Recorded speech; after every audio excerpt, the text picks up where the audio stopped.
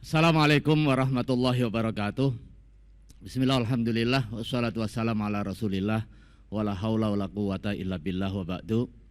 Pemirsa dan juga netizen dimanapun Anda berada, pertama-tama puji syukur kepada Allah Subhanahu wa Ta'ala. Pada kesempatan hari ini kita masih diberikan kesehatan dan juga kekuatan untuk menghadapi musibah yang menimpa bangsa Indonesia. Pemirsa dimanapun Anda berada, COVID-19 hingga kini masih menjadi ancaman serius bagi kelangsungan bangsa Indonesia.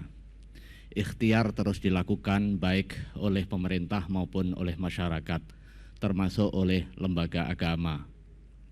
Untuk itu butuh kebersamaan kita.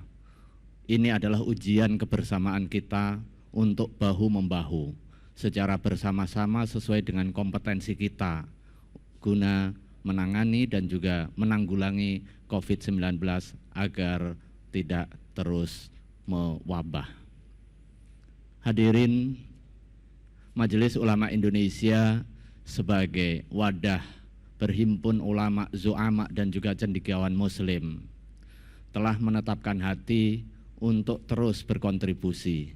Kontribusi keagamaan di dalam penanganan dan juga penanggulangan COVID-19 semata untuk kepentingan hifdzun nafsi dan juga hifdzuddin secara seiring dan juga sejalan.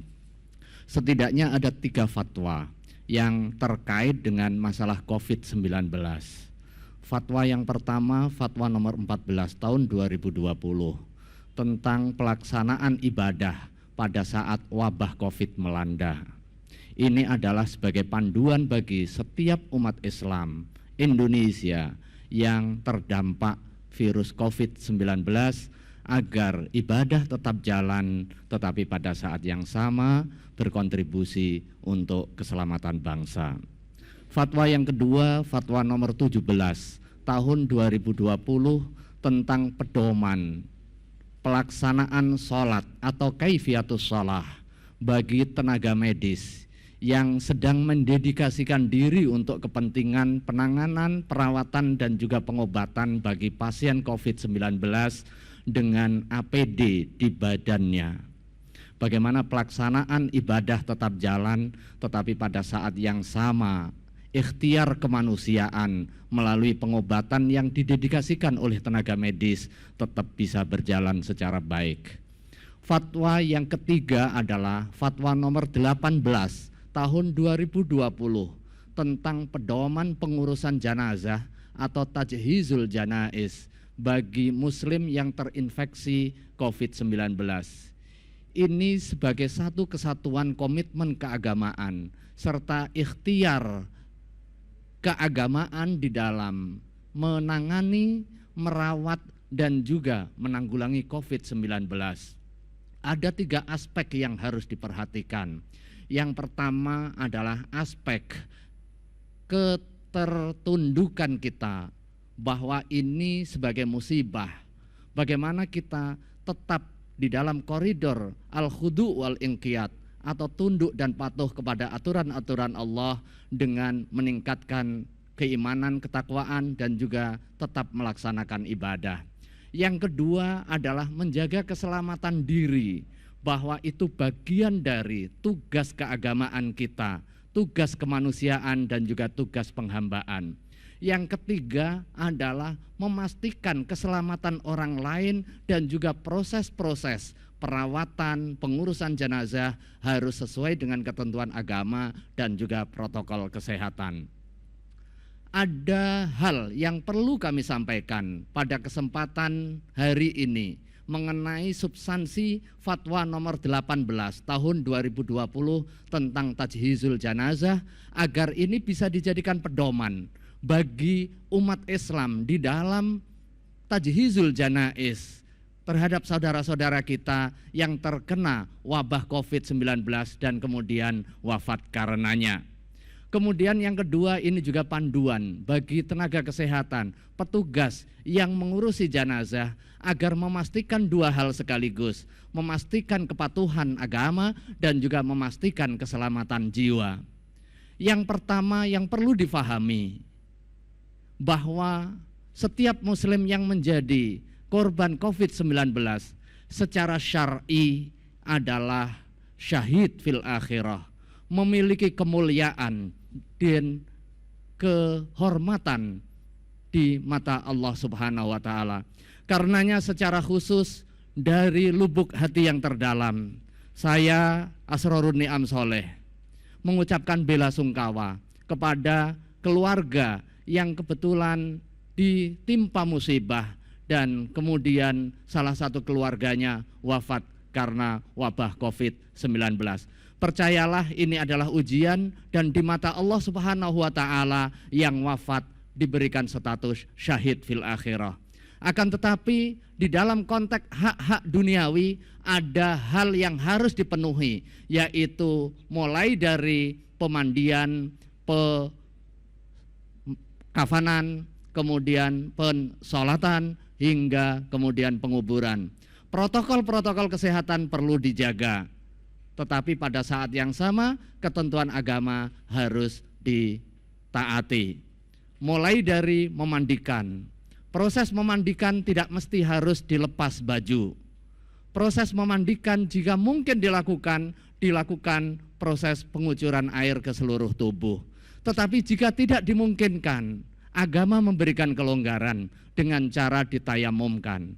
Tetapi jika juga tidak dimungkinkan untuk proses pemandian dan juga penayamuman karena pertimbangan keamanan atau pertimbangan teknis yang lain, maka dimungkinkan atas dasar ad-darurah asy-syar'iyyah kemudian langsung dikafankan. Proses pengafanan juga demikian. Ada ketentuan-ketentuan dengan menutupi seluruh tubuh.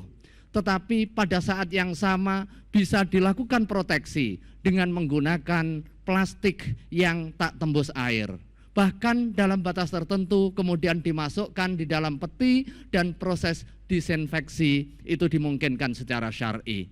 Setelah itu proses pensolatan. Dipastikan tempat yang dilaksanakan untuk kepentingan sholat itu suci dan juga aman dari proses penularan. Dilaksanakan oleh minimal satu orang muslim, karena ini bab soal kewajiban yang bersifat kifayah.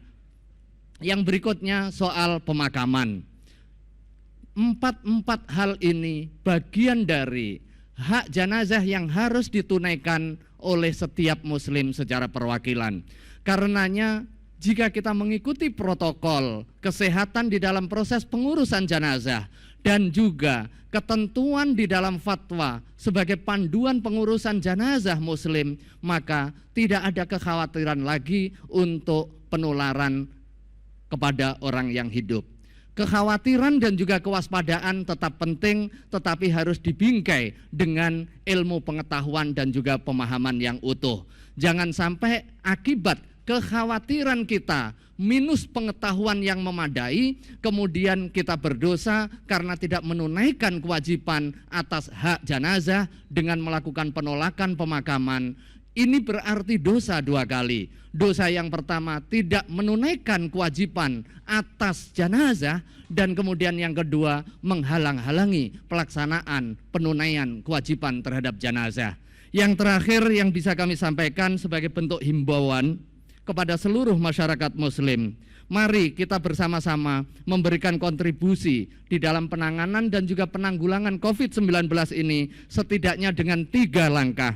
Yang pertama, secara internal, biasakan perilaku hidup bersih dan juga sehat dengan cuci tangan, kemudian dengan physical distancing, dan yang paling pasti mencari info yang benar agar kita tidak terjebak kepada hoax. Yang kedua, memberikan dukungan bagi orang-orang yang terdampak, bagi orang yang sehat tetap memelihara kesehatan, bagi orang yang sakit dan juga dokter yang memelihara atau yang melakukan perawatan, kita berikan dukungan dengan menyediakan APD jika kita memiliki keluakan rizki.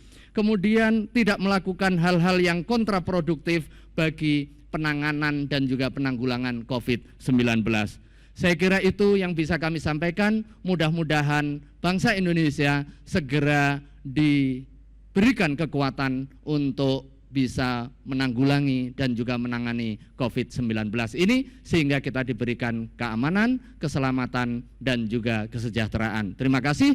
Wallahu a'lam bishawab. Wassalamualaikum warahmatullahi wabarakatuh.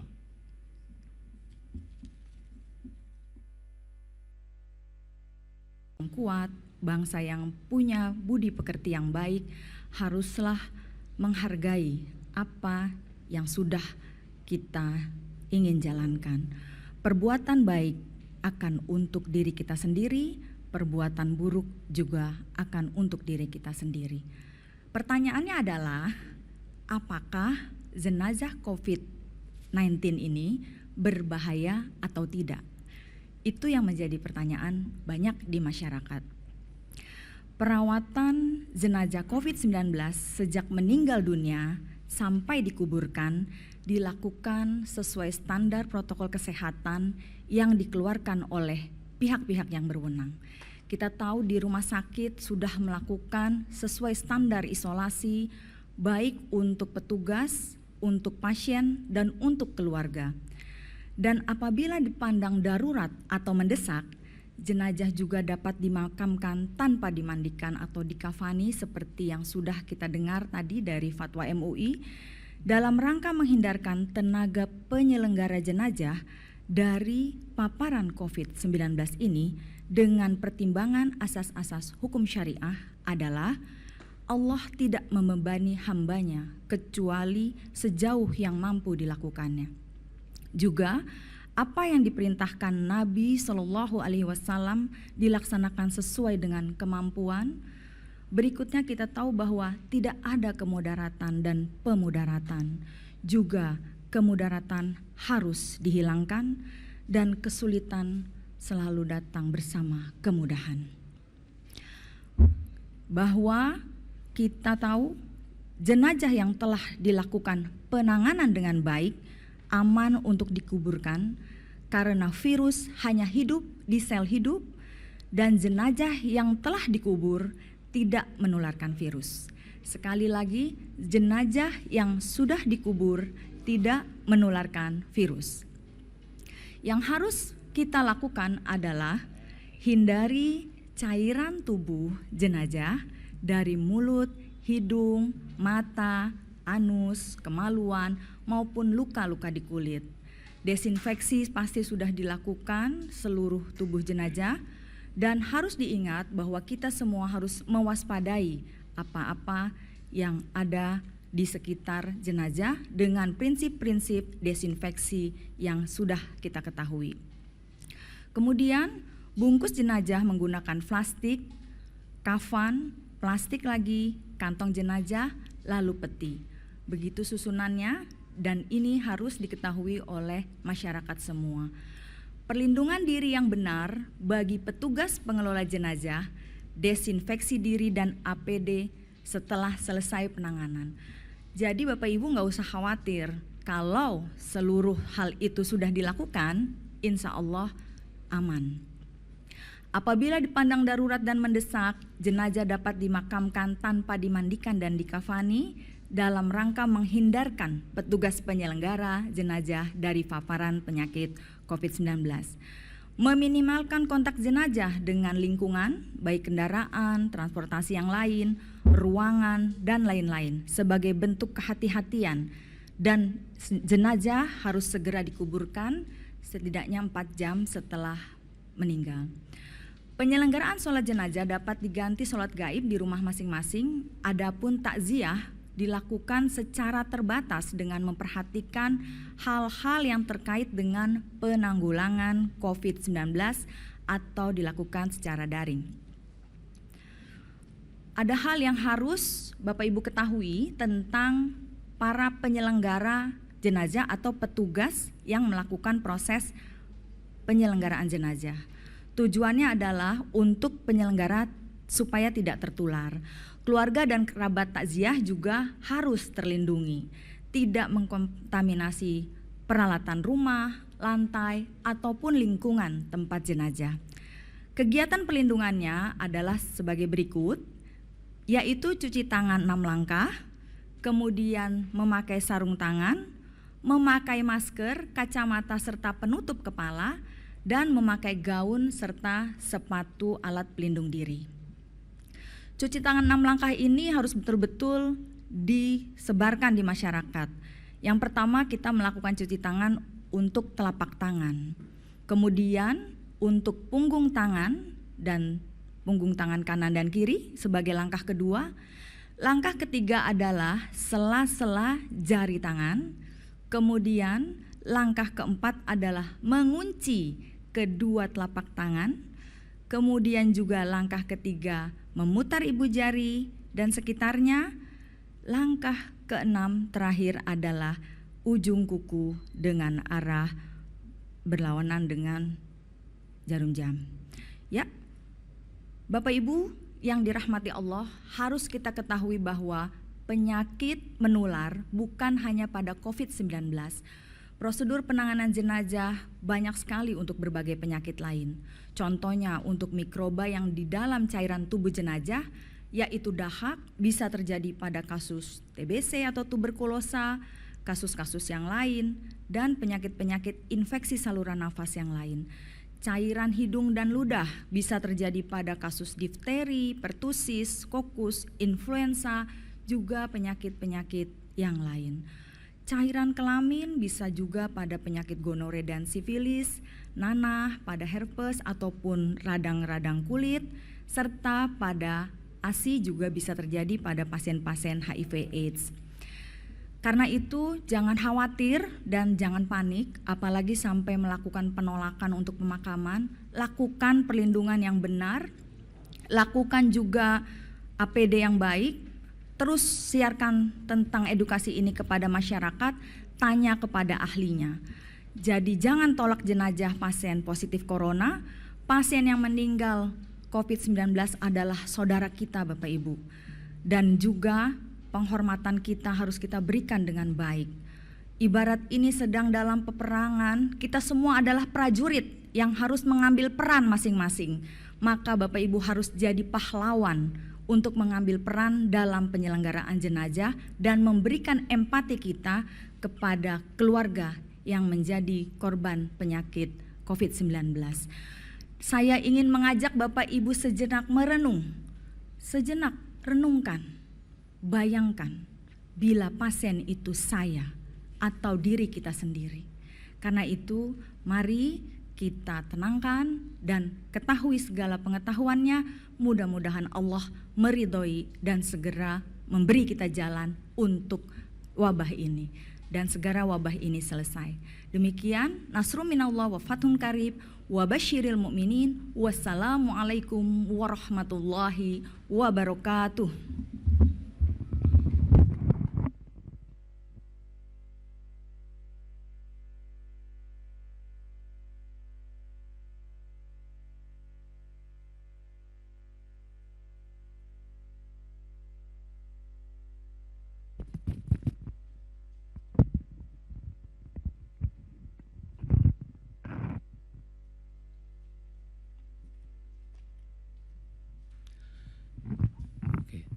Bismillahirrahmanirrahim. Assalamualaikum warahmatullahi wabarakatuh.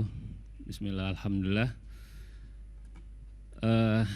Perkenalkan, saya Dr. Muhammad Maki Zamzami dari Ketua Satgas NU Peduli COVID-19, yang alhamdulillah saat ini kami beserta seluruh jajaran PBNU struktural maupun seluruh masyarakat dan seluruh warga NU berusaha untuk menjadi garda terdepan dalam pencegahan penularan COVID-19.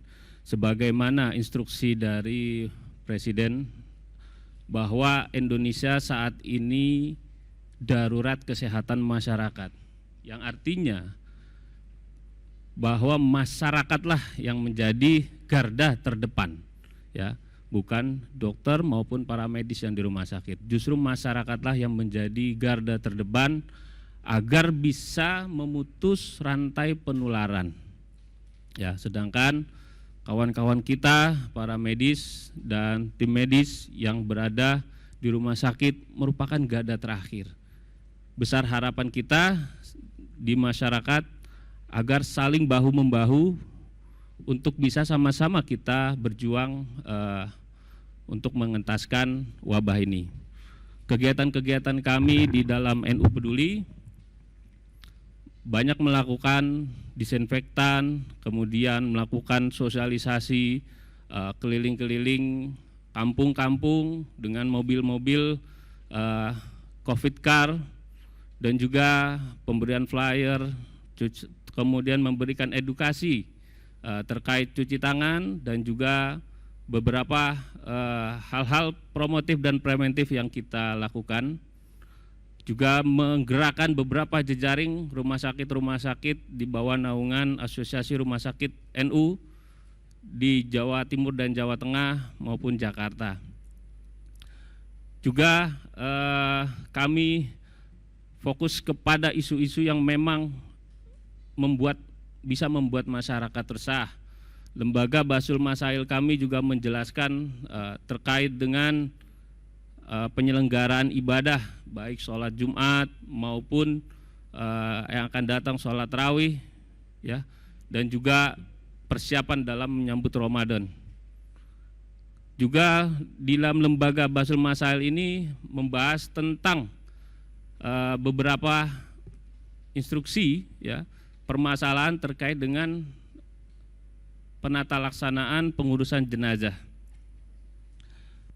Sebagaimana kita ketahui dari beberapa isu saat ini, ya, dan juga dari video-video yang sudah beredar, ada beberapa penolakan terkait jenazah COVID-19 ini. Dari imbauan Lembaga Basul Masail bahwa jenazah yang sudah positif COVID-19 maupun PDP yang diduga berat untuk positif COVID-19 dan meninggal, maka itu termasuk jenazah yang mati syahid. Seperti dalam satu hadis, waman mata fit taun fahuwa syahid. Dari hadis tersebut, ketika jenazah itu meninggal, ya, dan sudah sebagai kategori syahid, masyarakat seharusnya berempati dan harus menerima bahwa jenazah ini akan dimakamkan di perkuburan terdekat atau di kampung tertentu. Karena apa? Karena jenazah itu adalah termasuk orang-orang yang mati syahid. Jangan terjadi adanya penolakan atau stigma terhadap petugas-petugas kesehatan atau petugas yang membawa jenazah tersebut. Yang harusnya mendapatkan stigma itu adalah masyarakat atau keluarga yang mempunyai pasien atau keluarganya meninggal karena COVID-19, lalu membawa pulang paksa ke rumah, sehingga itu akan membuat penularan di keluarganya maupun masyarakat, ya. Jadi stigma ini harusnya seperti itu, bahwa seluruh RT, RW maupun perangkat di daerah sigap bila ada pasien positif COVID-19 dibawa pulang paksa dan dilakukan penata laksanaan jenazahnya oleh keluarganya. Jadi jangan dibalik. Karena apa? Karena pasien-pasien yang sudah meninggal karena COVID-19 ini sudah dilakukan protokol yang sudah sangat ketat, mengikuti standar WHO terkait dengan penata laksanaan jenazah untuk pasien yang terkena wabah. Protokol-protokol ini diadopsi di Indonesia juga melalui unsur syariah, yang dimana bahwa kewajiban-kewajiban terhadap mayit juga dilaksanakan oleh petugas yang menangani jenazah, seperti memandikan, kemudian mengkafani, lalu mensolati, dan juga dimakamkan. Dan petugas-petugas ini sudah dilakukan pelatihan-pelatihan untuk mengikuti protokol. Artinya seluruh proses syariah insya Allah dijalani dengan baik bagi jenazah yang beragama Islam. Kemudian Lalu bagaimana tata caranya? Apakah tata cara yang biasa dilakukan di masyarakat sama atau tidak? Ya, keluarga cukup tenang bahwa syariat-syariat yang sudah dilaksanakan itu adalah merupakan syariat utama. Ya, ada beberapa yang tidak dilakukan, ya, seperti misalnya memakamkan tidak menyentuh tanah, ya, tapi tetap menghadap kiblat karena di dalam peti jenazah. Itu sudah termasuk dalam syariat. Seperti dalam salah satu ayat Quran, wa ma ja'ala 'alaikum fid-din min haraj, yang artinya bahwa Allah tidak membuat agama itu untuk menyulitkan kalian.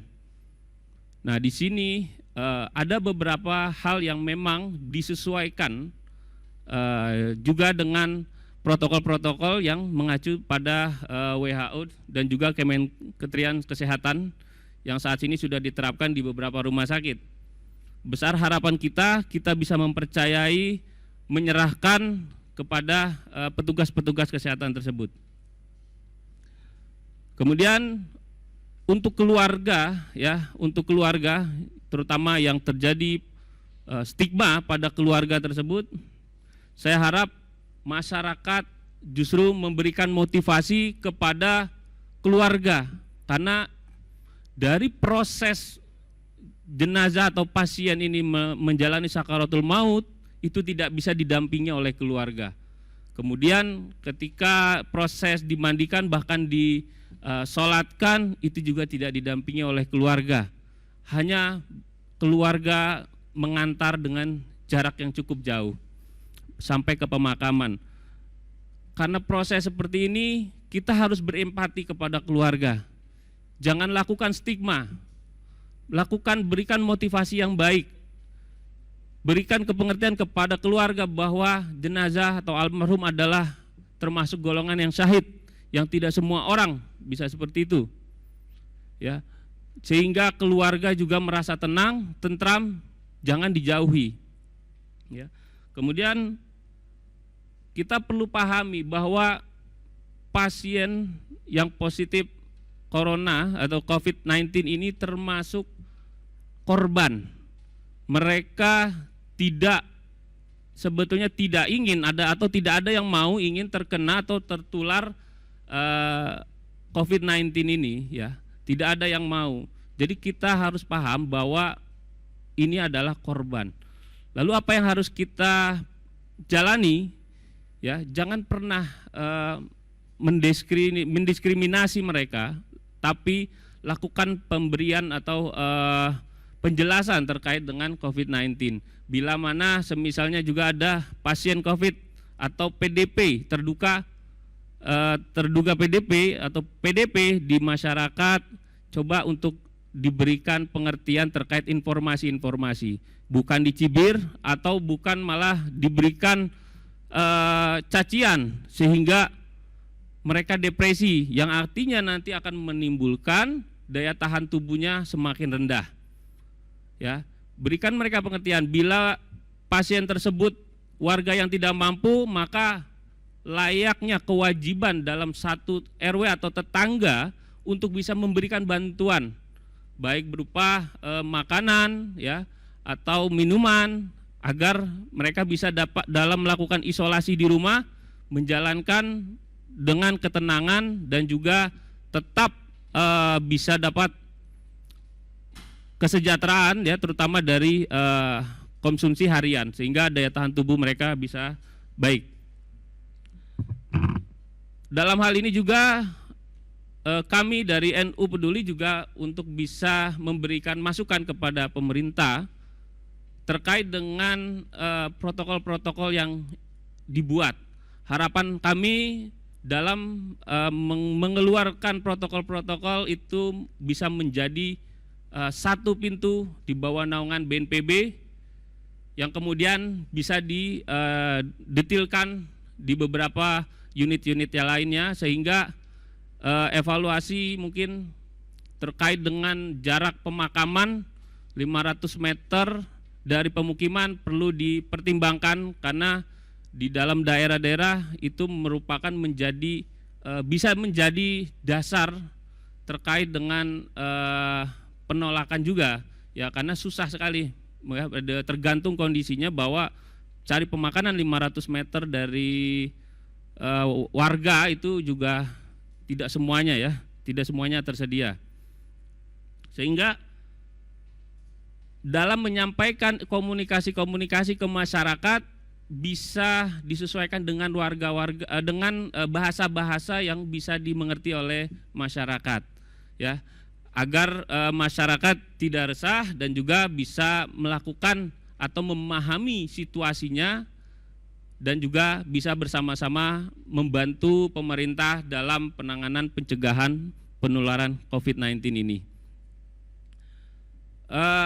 Dan saya secara bersama-sama dengan warga NU juga mengucapkan terima kasih kepada tim medis yang sedang berjuang di rumah sakit dalam penanganan COVID-19 maupun di fasilitas kesehatan tingkat pertama.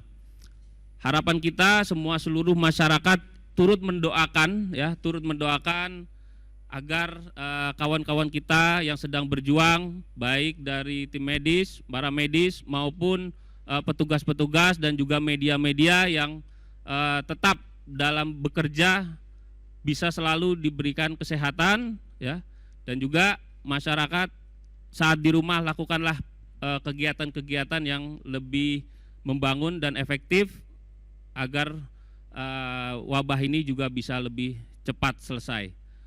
Terima kasih dari NU Peduli, semoga dapat bisa membantu masyarakat dalam perjuangan kita mencegah penularan corona ini. Lakukan semuanya dengan disiplin, jadilah pahlawan, lindungi diri, lindungi orang lain. Mari menangkan perang melawan COVID-19. Indonesia bisa, Indonesia tangguh. Salam tangguh. Terima kasih. Wallahu muwaffiq ila aqwamit thoriq. Assalamualaikum warahmatullahi wabarakatuh.